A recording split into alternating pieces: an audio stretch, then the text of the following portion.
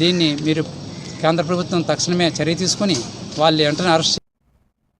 Madugula MRPS కార్యకర్తలు ప్రధాన న్యాయమూర్తి జస్టిస్ బిఆర్ గవాయ్పై అక్టోబర్ 7, 2025న జరిగిన దాడిని ఖండిస్తూ మాడుగుల ఎంఆర్ఓ ఆఫీస్ వద్ద నిరసన వ్యక్తం చేశారు. డిప్యూటీ తహసీల్దార్ రాజాకి వినతి పత్రం సమర్పిస్తూ దాడికి పాల్పడ్డ వ్యక్తి వెంటనే అరెస్టు చేయడం వెనుక ఉన్న శక్తులను గుర్తించి శిక్షలు విధించేందుకు స్వతంత్ర దర్యాప్తు నిర్వహించాలని, తద్వారా ఇలాంటి ఘటనలు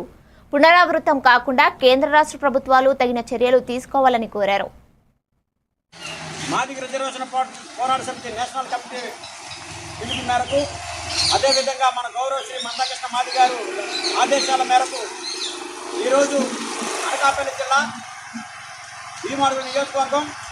దేవరపల్లి మండలం కేంద్రంలో ఎంఆర్ఓ కార్యాలయం వద్ద మరి ఈరోజు కార్యక్రమం జరిగిన ముఖ్య ఉద్దేశం, దేశ అత్యున్నత న్యాయస్థానమైనటువంటి సుప్రీంకోర్టు ప్రధాన న్యాయమూర్తి బిఆర్ గవాయ్పై ఈ మధ్యకాలంలో జరిగిన దాడిని ఖండిస్తూ దాడి చేసిన వారిని వెంటనే శిక్షించాలనే ప్రధాన డిమాండ్లతో ఈరోజు ఎంఆర్ఓ కార్యాలయం వద్ద నిరసన కార్యక్రమం, అలాగే వినతి పత్రం సమర్పించడానికి దేవరాపల్లి నుంచి వివిధ గ్రామాల నుంచి విచ్చేసినటువంటి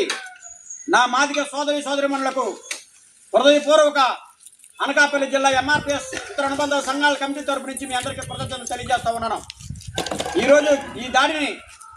సామాన్యమైన విషయం కాదని మీ అందరికీ మనవి చేస్తా ఉన్నాం. ఎందుకవ్వాలంటే ఒక సుప్రీంకోర్టు ప్రధాన న్యాయమూర్తిపై దాడిని ఒక వివక్షంగా జరిగిందంటే సామాన్యులైనటువంటి మనకి జరగదనే ఉద్దేశం ప్రధానమైన డిమాండ్లతో మన అన్న కృష్ణన్న మాదిగ గారు ఆలోచించి నిర్ణయం తీసుకొని ఇది